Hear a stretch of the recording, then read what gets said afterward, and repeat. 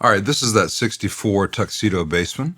And in addition to all the standard stuff I do on almost every Fender, the filter caps, making sure the bias supply is good, all the chassis grounds are good. I also added a bias pot to this amp, which did not have a bias trim pot. There was already a small hole in the chassis, so it was kind of a no-brainer addition.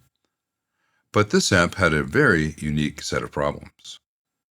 In the previous video on this amp, I showed how this cap here, the lead had been snipped right about here, and it was only held in place by the solder. The solder is being used as glue. And I could see it on this one. But as I went through the amp, I found that every single capacitor on the board had the same treatment. Every cap on the board, every large cap, every small cap had been cut either at this end or at that end, right up against the solder joint, and then put back, just with some solder. It was only really visible on the first one I discovered in the previous video. But every single one of these was unreliable. I called the owner. I said, this is the weirdest thing. I've never run into this before. I have no idea why someone would do this.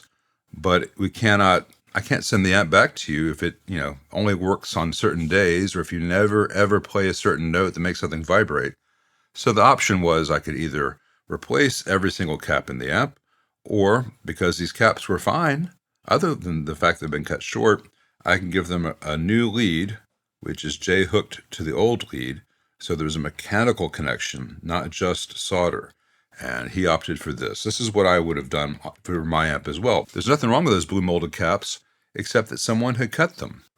Now, the ceramic caps had all been cut in such a way, they were kind of crumbling here where the lead came out of the body, and on many of them there was not enough lead to be able to reuse the old ceramic. So have some new Vissches in for all those. The sound is the same. The look is the same.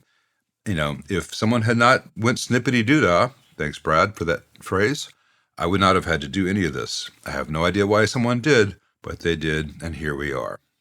But after all that and a lot of cleaning, the amp is sounding fantastic. I'm going to put this back in the cabinet so you can see the glory of the tuxedo while I play a little something on that guitar. All right, I've got a tele in my lap. I'm sitting about 1.5 feet away from the power transformer, so there's going to be a little bit more hum and interference than you'd hear in a real playing situation where I'd be 6+ feet away from the amp. But here is where I need to sit to be able to turn the knobs for you guys. So I'm going to start with the normal channel. Each channel I'm going to start with the treble and bass at noon and the presence at 4, so about 10 o'clock. The normal channel on this amp is more similar to the normal channel on, say, a Deluxe Reverb or a Vibrolux Reverb than it is to the normal channel on the AB165. Due to the way the channels are mixed, it has a little bit more gain than, say, a Deluxe Reverb, aside from the output levels, talking about the gain characteristics.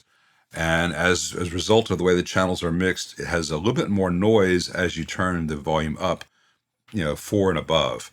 But it's part of the charm of this circuit. This was Leo changing from the earlier amps towards his ideal, which he reached pretty much with the AB763 circuit. Other than that, from the player's perspective, you can treat it the same way and think of it pretty much like a Deluxe Reverb, except for the treble pot. This has got the tap treble circuit, which means it's got a cap going to ground, and some of the frequencies are shunted there. And so at noon, it's a little bit dark. Neutral is probably about 6.5 versus 5.5. A slight adjustment to be made. But if you have everything here at 5.5, it's going to be a little bit dark compared to what you're maybe used to.